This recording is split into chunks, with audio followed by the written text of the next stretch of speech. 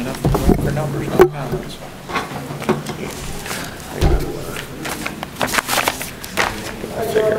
Okay, I'll apologize to everybody for being late. We went into our meeting at 5 o'clock downstairs, went immediately into executive session to interview for appointments to the Historic Preservation Commission and Bennington Housing Authority, and also a decision on the Planning Commission. So we'll take and reconvene at this point in time. Will you please rise and recite with me the Pledge of Allegiance? I pledge allegiance to the flag of the United States of America and to the republic for which it stands, one nation, under God, indivisible, with liberty and justice for all. Thank you. Okay, we have 3 sets of minutes to vote on. First one is from June 5th. I move they be accepted as printed. Okay, in a second, any discussion? Greg? Okay, all in favor? And that's Jason. That's unanimous. The next one is for June 6th. I move they also be accepted as printed. Second. Okay. And any discussion on it? I'm going to abstain from that. Okay, all in favor? 6, abstain, 1. Okay, the next one is for Monday, June 11th. I move they also be accepted as printed. In a second, okay, any discussion? All in favor? All right, okay, good. Unanimous. Next item on the agenda are the warrants. We'll start, Jason, your side. Nope. Greg? Nothing. Chris? No, sir. Justin? No. Jim? Let's see.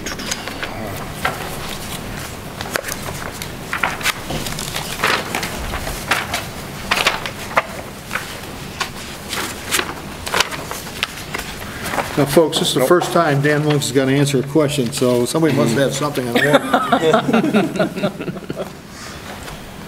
Nothing, Sharon? I don't have anything, no. You're off the hook, Dan. All right. If there are any citizens out there, I'd like to speak to the board and the people of Bennington. If not, I'm going to change the agenda somewhat. We have some borrowing anticipation we've got to do here.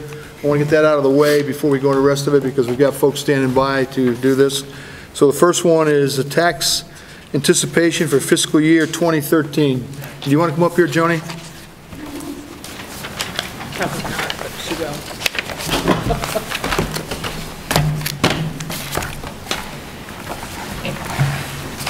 This is just my normal annual borrowing in anticipation of the tax monies coming in. And it's for how much? 2.5 mil. Okay. And it's with People's Bank. I will put out there that I am an employee of People's United Bank. This is not the department I'm involved in. This goes through government banking, so I will participate. Okay. So what we have here is a anticipation note for $2,500,000. Can I have a motion to accept? George, I do have one question. Jason? And this is probably my faulty memory, but is this a little more than we typically borrow? Yeah. Last year it was 1.5, I believe. 2. It was 2, okay. And can you just explain the $500,000 increase? It's just, It's what we need. it's what we need. Okay. I'm in hopes of not having to use it. We went to 1.9 last year, and so just to be on the safe side. Just to point out, this is a line of credit. Yes. Yes, I just draw on it as I As you need it. need. Right. Yes, we only pay for what we use. And in my tenure here, we've gone as high as asking for $3 million. Yes, So yes. this is right in the ballpark.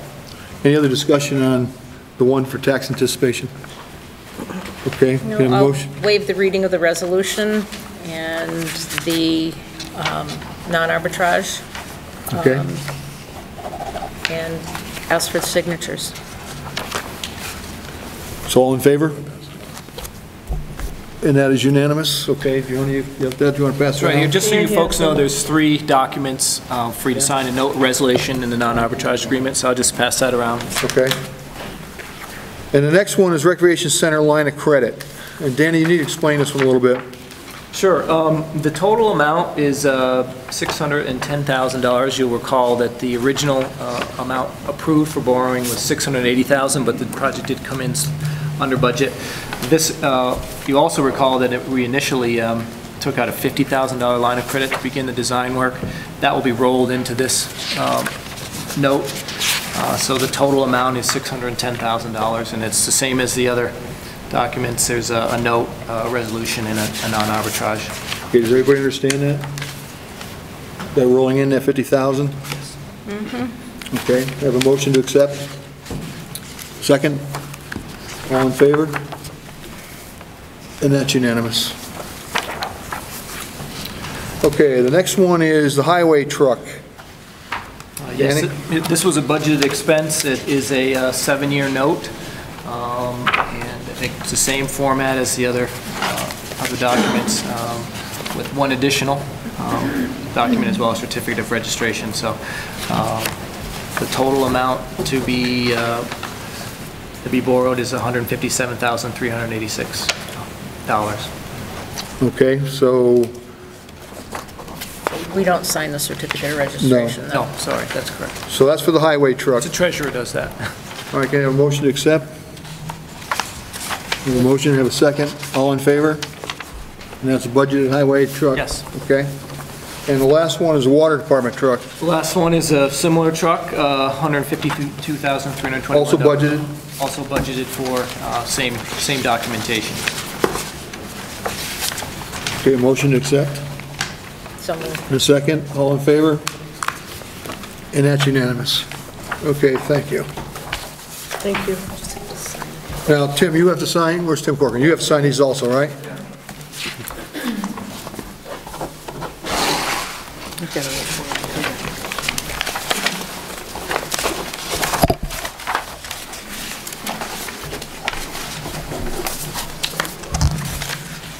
Now, these things are available, Joni, for any citizen who wants to see these. Yes, I will have them in my Okay. office. Should be up.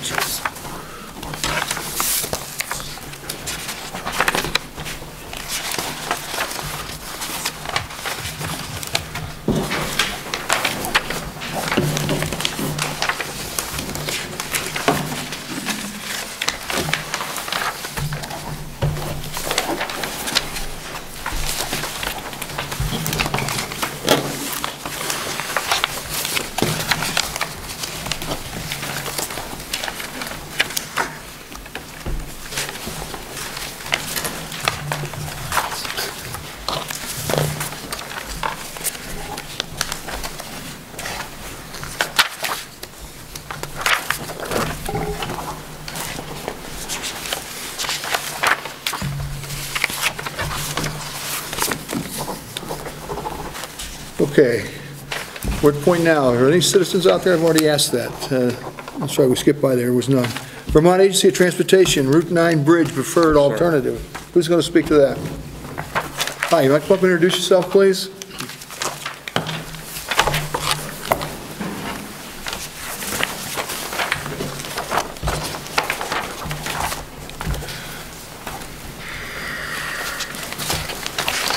Welcome. And you get close to this corner, this mic should be able to pick you up. You don't need to lean down to it, should be able to hear what you got to say, okay? Could you introduce yourself, please? Yes, my name is Jennifer Fitch. I'm a Structures Project Manager from the Vermont Agency of Transportation. And with me here today is Dale Gazulkowski and Dave Diamato from Clough Harbor and Associates. They are the design consultants working on this project, and today we're here to talk about Bennington Bridge 9. It's the 3-span structure that's located on Route 9 in the town of Bennington. It's close to the Woodford border. During Irene, the Irene storm event, the East Pier was scoured out. It is what's called a skeletal abutment on shallow spread footings. And what that means is that when they're shallow and it was a mobile bed, the storm event came and basically created a situation where the soil and the rock around it sort of scoured out, basically leaving a hole at the bottom of the footing underneath this pier. The state came in and basically did a temporary repair, which included pouring some concrete underwater. The intention was that we were going to come back and do a temporary fix in the next year or two. And Clough Harbor and Associates came on board, and they're here tonight to speak about the repair. Okay, welcome. Good evening, everyone. I'm Dale Gazakowski, the project manager from Clough Harbor and Associates, and this is David Otto, the structural engineer helping with the design of the repairs. Can this pick me up if I speak from these boards? You going to be able to pick him up? Yeah. Okay. Great. I've got a couple of exhibits here to show you to give you some context for how big the project is that we're speaking about and what exactly we intend to do. Excuse me. Can I ask you to turn that so that we can see it a little bit better, please? There you go. I'm going to bring it a little closer if that works for you. Thanks. Thank you. Does that work? Yep. Very well, thank you. All right. You'll probably be able to hear me better also. The exhibit right here to my immediate left is a plan view. What you're looking at here is Route 9. This is the Williamsick Roaring Branch. And for you, this is north, pointing north, up on the drawing. We specifically are going to be working on the piers. Jennifer referred to the fact that it's a tree-span structure. That means there are 2 piers in the actual channel itself. After Irene, the channel has been directed down through the middle of those 2 piers, slightly different than what it's been over the many years when that lively channel has been moving. But right now the channel is down through the middle. And we intentionally and specifically are going to be repairing the foundations for that structure itself. The specific job we're working on is a rehabilitation project for these 2 foundations specifically. Okay? We're talking about a job that will start as early as this fall. Most likely the contractor will actually start working come next spring, but he will have the ability to work this fall if all the paperwork is in order and the permitting agencies allow him to. We anticipate they're going to fix and finish the repairs within about a calendar year of when he starts. It certainly will be finished up by next fall, end of construction season. We also do not anticipate any right-of-way acquisition required. We will need environmental permits. Can you explain why you don't anticipate any right-of-way issues? Yes. That's going to be a concern of everybody. Yeah, specifically what you see here in the colored areas, this orange and the yellow, that is the extent of the permanent construction that we anticipate being done as part of this project. Okay? These lines here, these bold lines that I'm referring to, are the existing property lines in the vicinity of that structure. Okay? We happen to have a little bit extra width due to the old roadway alignment and old bridge location that was previously there before this Route 9 bridge was constructed. So at this point, we don't anticipate needing to go on the town land or any adjacent landowners' land to construct this repair. I'll go back to permits. We are currently working with the agency to acquire the necessary construction permits to build this project. Typical erosion prevention, sediment control, construction general permit issues, basically to protect the waterways themselves and to keep the contractor's activities restricted to only the area that needs to be influenced to repair these areas that we've highlighted. As far as traffic control goes, we do not at this point anticipate an off-site detour. We also think the limit of the influence of traffic is going to be restricted to maybe a lane closure, short-term lane closure, and even that's not going to be a regular occurrence. Will that be a 24-hour day lane closure or just during construction period? Right. At this point, we don't anticipate needing much influence on the roadway itself, but it's not unimaginable for a contractor to ask to close a lane down to drop his machinery and to get out of traffic just to make sure everything is in order. But no, we don't anticipate like a temporary signal, nothing like that, like you've had out there previously. We don't anticipate needing to go back to that route at this point. And probably one of the most important details I've saved for last is 100% federal reimbursement, so there's no town share involved with this project, specifically to repair the structure. Now, as I come over to the other board, I'm showing you this is what we call an elevation view. Basically, it's as if you cut the edge of this bridge and turn it on its side. This would be the girder of the structure itself, the guardrail on the top. And this bottom line here is the Williamsick Roaring Branch channel specifically. The thrust of the work that we're talking about for this project is what you see here, these long micropiles. The cap of the micropiles And then what you see in yellow being the riprap or large stone we're putting adjacent to that cap and to help protect the micropile's integrity itself. These are approximately 7 feet long, the micropiles. The first 40 feet would be cased in steel. The remaining distance would not be. There's a concrete cap approximately 3.5 feet deep. What are those piles made of, if you're casing them in steel? Yes. Are they made of steel themselves as well, or? I'll take that. Yeah, go ahead. Yeah. I'm just curious, It's a relatively new technology for bridge construction, but it's a 9 5/8 inch diameter steel casing, about a 1/2 inch thick. You install the casing, then there's a specialty rotary bit that goes in and hogs out the inside, takes the cuttings and throws them out. So now I'm left with a hollow hole, and they pump. Different contractors do it different ways, but the bottom line is they pump concrete into it, and then they stick a large diameter reinforcing bar on the order of 2 inch diameter down the center of it and fill the whole thing up. The casing stays in place. Thank you.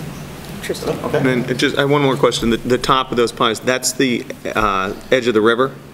Yes, So correct. that splits, the channel is between those piles there? Okay. The Right. piers themselves, the existing piers are here. Those are located in the center of what I've shown here in the orange to give you orientation. So the actual channel itself right now has been directed through the middle of those piers. Thank you. So basically, we're attempting to put back in large stone with a smooth surface on the top to help minimize the influence of hydraulic aspects of that channel. These are somewhere on the order of 2, maybe 3 feet deep minimum. So we're trying to put some really hardy stone in there so it's not going to wash away with another large storm event. And most importantly, we want it back into that boring branch channel to give it as close to the hydraulic considerations as it has today. So are you going to move the existing piers that are there now? No, the piers will remain. How do you get under them? So we're adjacent to them and around the perimeter. I've got a question for you. These lines these parallel lines that run north and south, I believe it is, do these reflect the current riverbed, or is this post-Irene, or? Post-Irene. Okay, so. Yes, he's referring to the exhibit that was sent to everyone at the property owner, and the river's edges on those exhibits are post-Irene. Okay. Okay? Just a second, Jason, your question on the technology on the pylons? I believe, Dan, you and I heard a briefing on that earlier this week, didn't we? That somebody's going to use them here in town to put those trees up? They have discussed it. Yeah. Yeah. So you might be able to see that technology and work here pretty soon right here in town. Right. And very specifically for these micropiles, as they're being called, the reason these are being used, actually, it has to do with the clearance between the girder channel itself and the bottom of the girder. We can't put a conventional pile in, which is a bigger diameter and typically a larger size in general, because of that clearance. So we're talking about a smaller size piece of machinery to get in there and do that work.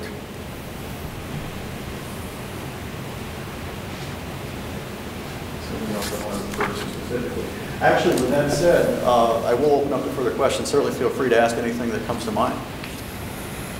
So what's the holdup on this? Any at all? I mean, everything set to go? I heard permits are in place. We're working on permits right now. We're working on permits. We put a draft permit in place based on... What permits are required? Act 250 permits or? Act 250 is not required at all. Okay. Our acreage is like less than an acre Okay. of disturbance. Erosion prevention, settlement control, construction general permit will be involved. No utilities, actually I didn't mention that already, no utilities will be involved. With the exception of the town water line, which is on the structure itself. That is still there, it's going to remain there. And with the work that's anticipated, we don't plan on moving that utility at all. Okay. We should be able to work around it in its current location. What have you done with respect to erosion prevention so that in the unlikely event that we don't get another Irene or Debbie or whomever coming through town? Right. As far as the construction general permit goes, it protects the work the contractor will be doing. So you're talking about the project demarcation fences to keep the... No. I'm talking about the riverbed. I mean, you obviously, you had to reconform the lines of the Right. riverbed, right? Right. And what, if anything, was done to reinforce this new, what? Because they're not Can't think of the word. convention. The Because of The height of the bridge from the Here, river. come over here. Maybe you've got a word for it. Go ahead. These lines right here represent the new riverbed, Right. post-Irene. Right. What's been done to these sides of the riverbank to reinforce it so that in the event of another Irene, those are not eroded quite as quickly as they were during Irene? I'll take that one. Okay. Specifically, the question was, if these are the edges that refer to the post-Irene Williamson Roaring Branch channel, are we doing anything to make sure those don't move again? And if they move again, how will we protect the structure? Yes. Fair statement? Okay. Basically, we do not intend to reinforce or maintain those edges specifically where they are today. It's okay if that channel moves. The design that we have come up with will allow that water to either come into this bay, stay in the center bay, or come out to the eastern bay of those structures. It won't matter. Okay. This intentionally will support the structure even if that main channel moves. And it has moved over my lifetime, certainly moved over the lifetime of everyone in this room. It's moved many times. And is supposed to in the natural course of events. Correct. Right, and basically this depth is so that they calculated what the scour is going to be at an extreme event. And the depth of these piles is going to be below that. So worst case scenario, if we get another big storm event and it moves material here, we're just going to have to come in and basically fill that space. But the bridge will be completely supported. So you won't have any concern about anything happening to the bridge itself. So it becomes more of a maintenance issue than it does a structural support issue and potential bridge collapse. Thank you. Okay. Okay, so you've told us why this is a preferred alternative, and you've given us a time frame. So you need nothing from us other than informing us that this is going to take place, hopefully, this construction season, begin this construction season. It should not delay anything we've got planned that I can think of. I do see on your chart, you do have some adjacent property owners have, out of courtesy, have you notified them when construction is going to begin? That's correct. You have already? We've issued the notice that everyone has received. Okay, all right. Or anyone that we have record of from the town. Okay, That's what they got. We'll All right. also be sending the town a copy of the final plans, and we'll coordinate as well, when we know construction's going to start up, we'll definitely let the town know. So we'll stay in communication. okay. Right.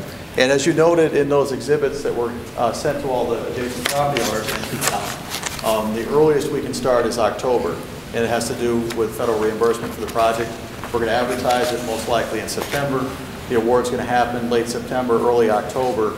So at that point, the contractor, if he decides to work, would have to get his specific permits in place to start in October. Most likely, he's going to start in the spring, but at this point, he would have the option if he so chose and the weather was cooperative. So other than transportation issues, the only thing we're going to be watching is that our water line that we've put so much money into is going to be left intact as it is now, supplying water to the town of Bennington. Correct, and we're going to make the contractor responsible for working with the town if for any reason we need to be concerned with that water line, and that's going to be put right in the special provisions. Okay. So if the contractor does start in October or whenever, will they work through the winter or will they stop and then restart up the He program? definitely will not finish. If he starts in October of this year, he will not be able to finish before the harder weather comes, harder winter weather comes. So there'll definitely be work going next spring, next summer. Okay. So you won't work through the winter then? If Okay. I were to play a hunch, my hunch would be right now, he's probably not going to start until next spring. Okay. Sometimes that specialty equipment doesn't do so well in the really low temperatures. In the frozen water? Okay. Any board members have any other questions, concerns? Thank you very much for coming here and explaining this to us, and we'll be waiting to hear from more. Yes, and if you have any questions, feel free, town manager has my contact information, so feel free to email me or call me. And they're also in the information in the letters. Great. For both of us. Thanks a lot. That bridge has had a lot of attention in the last year. Yes. Okay, next on the agenda is Better Bennington Corporation Work Plan. John? Do you want to come forward and give any charts tonight? No, I have no charts. Did you have copies of my work plans and the budgets that were submitted? And what I submitted was a budget, or a request for the taxing district for the same amount that we've asked for the past 5 years. It's the $69,948. which is really what was 70,000 divided by 12. Budget amounts, bottom line, pretty close to last year as well. And then the work plans for 2012, 2013, for each one of the communities. John, what I would like for you to do is just so those who may be new to Bennington or not familiar with the BBC is just go over your front page that you've given us as far as members, volunteers, just real quickly, and who your officers are. Okay, I don't have that front page, so I'm going to do it from memory. Thanks. The incoming slate of officers that will be voted on at our July 1st meeting is Edie Sawitsky for president, Jeannie Jenkins for vice president, Shelley Colvin, who would be doing her second term as treasurer, and Natasha Gardner-Luttrell, first year as secretary. Board members are the new incoming board member who was already elected this month was Bethany Bolger, and then Shelley Colvin, Joanne Ehrenhaus, Jeannie Jenkins, Michael Keene, Judy Niffen, Heather Manili, Mike McDonough, Eric Peterson, Edie Sawitsky, and Greg Van Houten. Okay. Staff is myself and Diane St. Clair. Event volunteers include everybody following activities, Mayfest, Fall Up Blues, Midnight Madness, Cruise In, and all the people that help. And then the downtown docents. There's a staff of 11 women who operate the Downtown Welcome Center. Okay.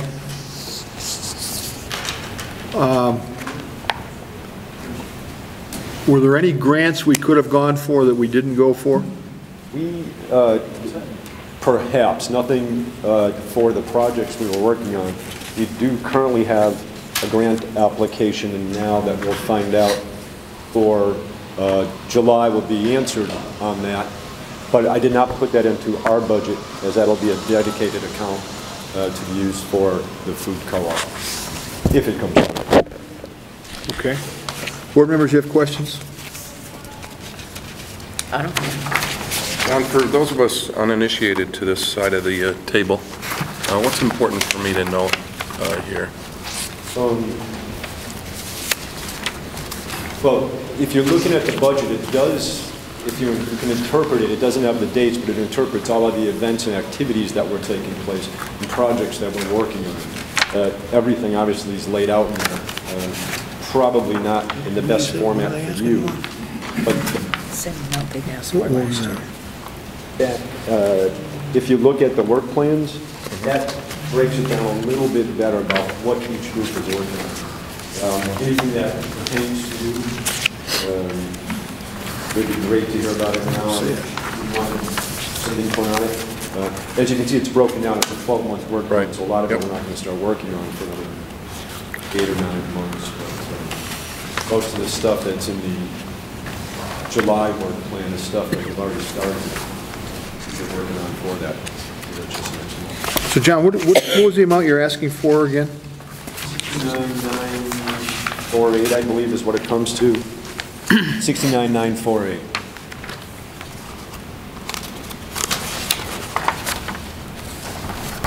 What page of this can I see that actual figure That's on? what I'm looking for, John. I don't see it. Hey, well, I don't. Page 1. 3. Total income in the 4,000 lines. 4,000-02 DIC operating grant. Right-hand column. Okay. Right there. Okay. All right.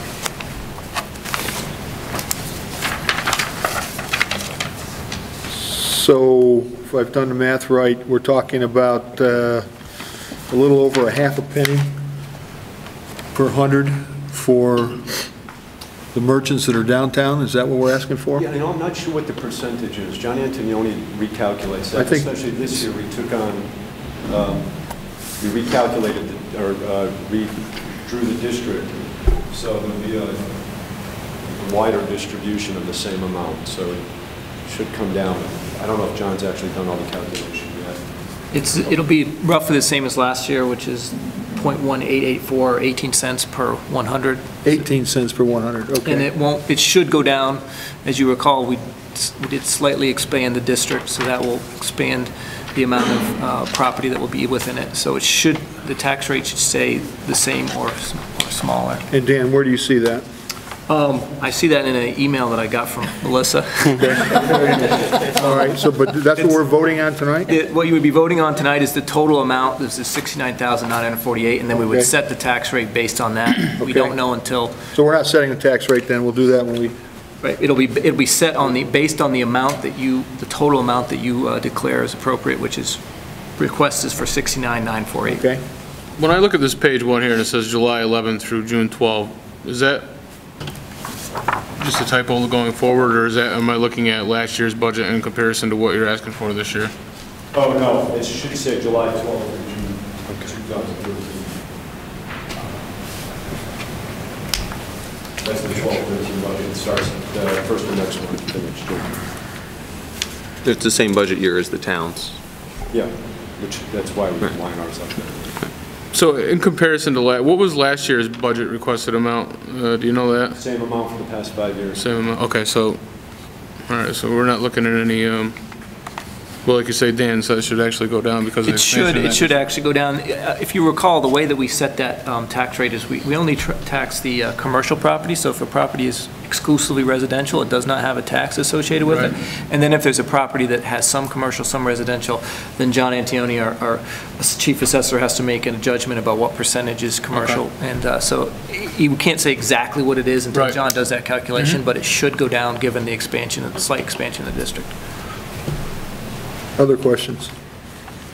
Dan, I know we discussed it, but what's the change in the district boundaries this year compared to last? It's just the addition of the Catamount School. That's right. It'll go on to it is going on to the tax rolls, as you know, because it's a private That's right. ownership Yeah. now. So that should affect the bottom line for the tax rate. I'll ask this to you, too, Dan. So we tax accordingly to base it upon the amount that's budgeted? So Right. if he was asking for $75,000, we would set the tax based upon that amount? That's correct. We don't ever So run you- a surplus or a deficit? That's right. So then the tax rate would be figured based on the total amount to be raised. Okay. Other questions of the board? Okay, No, I'll make a motion that we accept their budget. Could I make a comment first? Susan? we've already had a motion. Wasn't read. Not really. Huh? Have you made a motion yet? Well, I was trying. I was interrupted. The motion wasn't made, you interrupted it, so you come very briefly. What do you like to say? I'd like to make a request that you don't give them all of the 69 and change, maybe give them like 67 and put 2,000 or 3,000 aside for music and entertainment downtown, but they choose not to. You don't have to do it all at the BBC. You should create another entity to get some entertainment downtown. And the BBC has ways of making up that money through other events that they could do. But I think it's important to have some money in a kitty to be able to get some music and entertainment downtown and further that for all of Bennington and in the downtown. Well, the motion, what we're working on now is the budget presented by BBC to us to approve or disapprove. Board members can make that assessment if they'd like to take and adjust that, but right now, the budget that is proposed is $69,948, and it's not including, does not, as I can see, any event that you're specifying as far as music on the events here. Well, I'm not from the BBC. I'm requesting that you don't give them that amount. Okay. You people adjust it. Okay, fine. You made that request to the board. Okay, can we have a motion on the budget proposal? I'll move that we accept the budget and the work plan as presented. Second. I have a second. Any discussion on the BBC's requested budget of $69,948? Joe, just to clarify in the motion that you are setting the downtown improvement district amount at $69,948. That's correct. Yes. Any other further discussion? Can I just ask John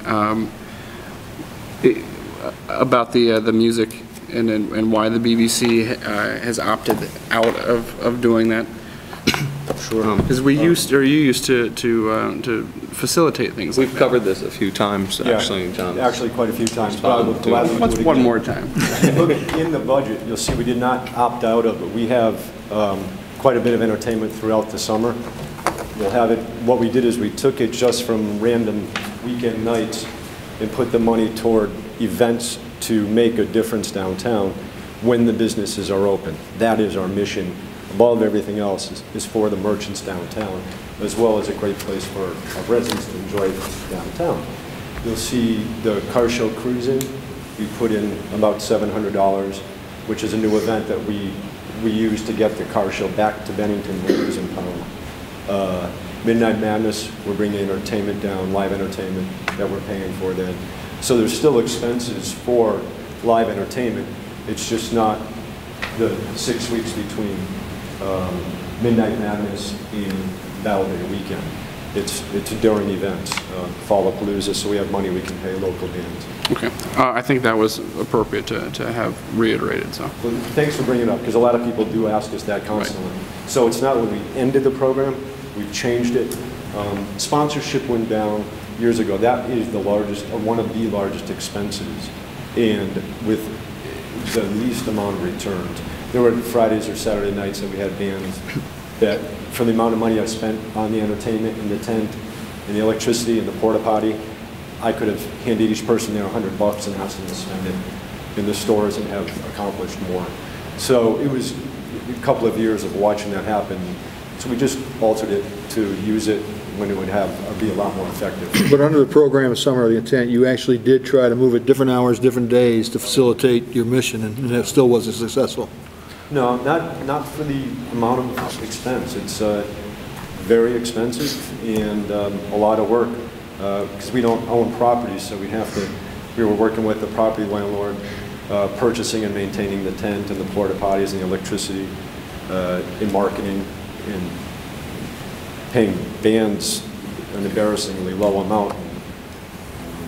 And then to see what the return was on it after the first 3 years of trying it, we decided let's take that money and put it in larger amounts onto certain nights that we could really bring a lot of people downtown. Okay. Any other board member? I just had a question. Can you talk a little bit about the memberships that people pay into, what that is, and like how many different memberships you have and what some of those entities are, and help me understand that a little bit? Sure. We look at our landlords in the district that are part of the taxing district. We treat them all as members automatically because they pay into the taxing assessment district. But if a business owner is in the district or leasing out some property, we approach them with a membership offer, which puts them onto our website, includes them in all of our activities. Like today we're working on a restaurant promotion with Southern Vermont College. It starts off just a citizen anywhere in Bennington. Top of my head, I think it's like $35 to promote the activities downtown. An employer with no employees is about $100 a year. 1 to 10 employees is about $200. Goes up to like 500 employees, but still I think the maximum is maybe about $350 a year. Then we have sponsorships. So like a local Carbone Auto Group sponsors Mayfest. So they pay to be a sponsor and they can put their vehicles into the show. And they're the ones who cover the big expenses.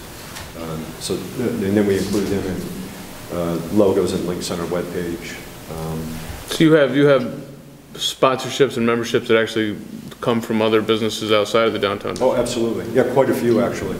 What are some of the ones that, just out of curiosity, some outside of the district, some businesses that... GVH Studio. GVH Studios, Kevin's, the Country Club, Plisson, Fundamental Shift, there's dozens. Do you get any corporate sponsorship from any of the entity outside of the district at all, or is it basically just local? No, like PAM, Vermont Country Store, Plisson, Energizer, mostly local. Casella, a lot of the companies that we do business with, they'll do, TAM charges us $60 for our dumpster, which should be about $400 for Mayfest and Fallapalooza. So they're a corporate sponsor in trade. Gotten sanitary facilities for the tent concerts and things like that, absolutely. Right? You know, there's a lot of creative sponsorship. Walmart writes a check, and Walmart also participates in Fallapalooza. They provide the staff, the pumpkins, the tent, the whole setup, plus they're a donor sponsor for the event. Stewards, it's quite a few. And our website the homepage lists them all. It doesn't list the amounts that they write in for, but it depends. That only translates in how often we include them in our promotional stuff so that they get their money's worth. Thank you. Any other questions? Okay, we're through the voting on the budget of $69,948. All in favor? And that's unanimous. Thank you, John. Thank you, everybody. Let's see. All right, we were late because we were doing some appointments. However, we have one, do I have a motion on the Planning Commission? I'll move that we, actually, I think that was already done. Not on the Planning Commission, we did. No, we didn't do that. Oh, Oh, we didn't? No, I'll make Make a motion that we vote for Ken Sweward for And I'll second it. We have a motion, a second, on Ken Swerd on the Planning Commission. Any discussion? All in favor? That's unanimous. When we came out of executive session downstairs, we voted on the following positions. Meg Campbell for Historic Preservation Commission, and we also, for the Bennington Housing Authority, Jack Griffin, John Griffin, and Kathy Carrier. We want to thank all the people who applied for different positions on the board. Town only works with the cooperation of its citizens and come forward, step up to these kind of positions. So we thank everyone who has applied and those who accepted. Okay, manager's report, Dan? Okay, two things this evening. One that just came in the last minute and one that was actually in the manager's report. The first item is the Pleasant Street Enhancement Grant Amendment. If the board will recall, I barely recall myself, but we had 2 Pleasant Street enhancement grants awarded by the state, and the first phase was basically from North Street to School Street, and then the second phase was from School Street through the Pleasant Street parking lot to do some improvements there. What we've asked the state to do is to merge those 2 enhancement grants into a single grant so we could bid them together, hopefully get better pricing, and the state has agreed to do that. And the only action that the board needs to take tonight, if they feel it appropriate, is to make a motion to approve that amendment and sign the amendment that I have here. Can I have a motion? Make a motion. We have a motion. Do a second? I'll second that. Second. All in favor? Just have one question. Go ahead, Jack.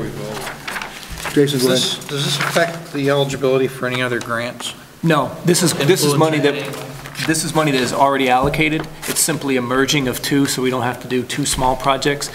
I don't know if you're familiar with the enhancement grant process. It's somewhat cumbersome given the size of these projects. I mean, it is really designed for larger projects, and if we can combine this project into a single larger project, it'll be much more cost effective to get through that process. Instead of having 2 designers design 1 block each of Pleasant Street, we can do 1 designer and bid 1 construction company to do the project. Very good. Dan, did we ever have an opportunity, or would we think ever have an opportunity to expand this more easily on Pleasant Street? Yes, in fact, I think, I did neglect to mention that, although Stuart, I think, had it in his report.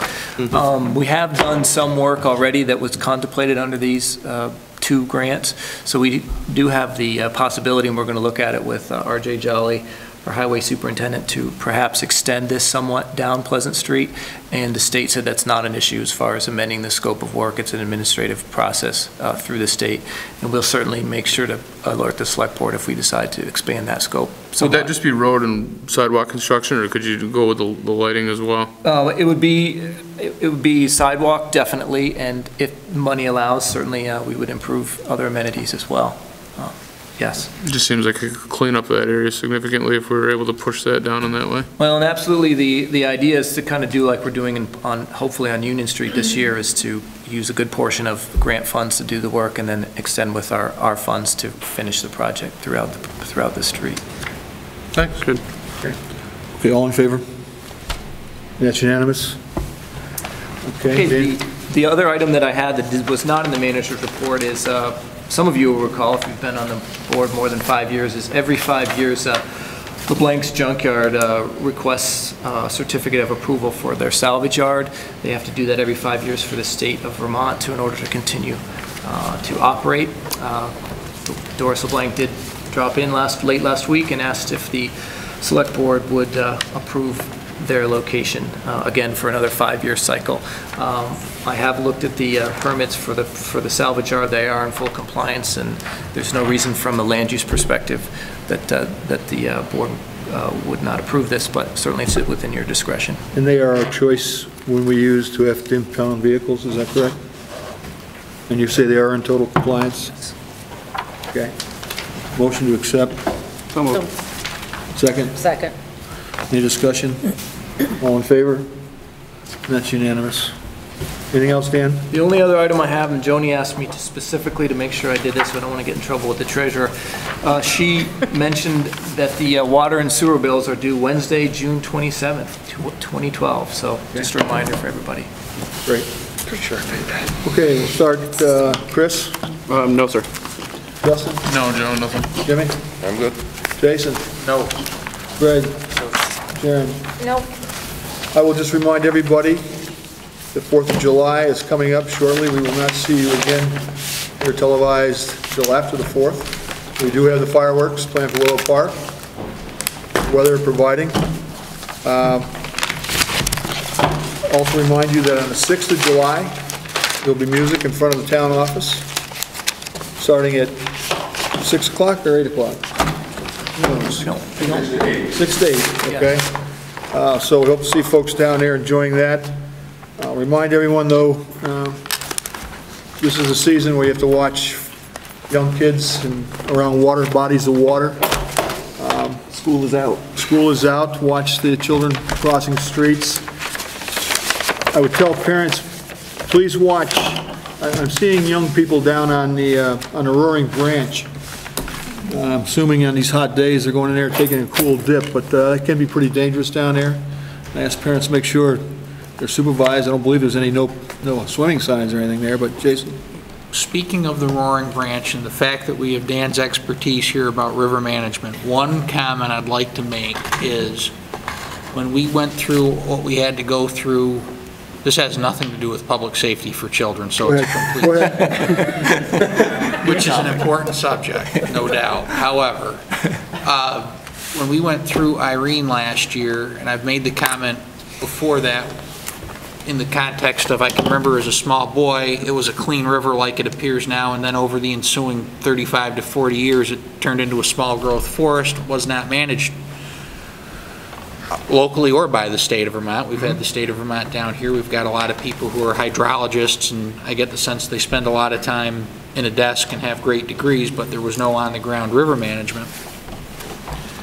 Year one, after Irene, if we leave here tonight and drive up Route 7 and take a look up towards Park Street, things are starting to grow up in the river. So, that's right. Last year we were told we're going to be able to go in the river and just keep things cleaned out as they brush up. Are we going to be able to do that? In fact, most of that growth, if not the vast majority, is the invasive knotweed species. Tell them what we plan on doing. We're working with, actually Shelley Stiles approached us from the Bennington County Conservation District, and she's working with getting together some volunteers to try to eradicate that species in the Roaring Branch. The one thing about the knotweed, it's a horribly invasive species, but it won't impede unfortunately, it won't impede flood waters because it doesn't actually take a strong root into the soils. It just gets washed away.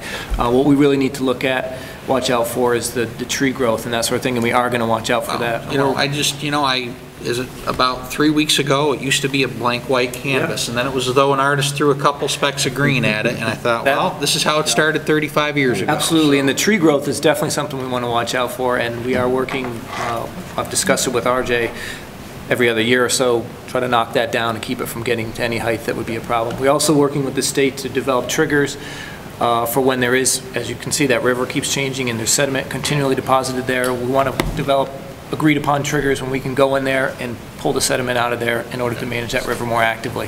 So. Stelly has put groups together before in other rivers, Jason, to go in there. South Stream is one I'm thinking of right now that we went into. I asked Dan, so as soon as she gets this volunteer group, her plan together to come in and tell us what she's going to do, but you're absolutely right.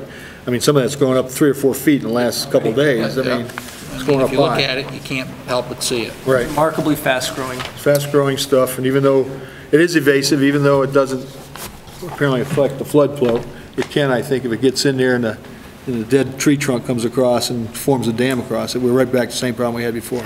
But you're absolutely right, and we're going to get on it. Dan, do we have an alternate date for fireworks in case it I rains? believe it's July 9th, Saturday. which is a Monday. It's a Monday. Yeah. Okay. Yeah, and I unfortunately get the pleasure of deciding at 7 a.m. July 4th whether or not we will be going forward with fireworks. Hey, so people know where If you have any advice for me at 7 o'clock, give me a call. For those out there missing tonight, you see our town manager is not here. We have not fired him. He is home recuperating from some knee surgery that I understand he's probably doing well. Knowing Stuart, though, he's probably chomping on the bits. But he's left the town administration in good hands, and nothing will fall through, especially if it doesn't rain on the 4th and Dan doesn't have to phone fireworks. So, if there's nothing else, I'll entertain a motion to adjourn. So moved. Second, any discussion? All in favor? Aye. Unanimous. Thank you, folks. Thank you. Again, I'm sorry we're late tonight.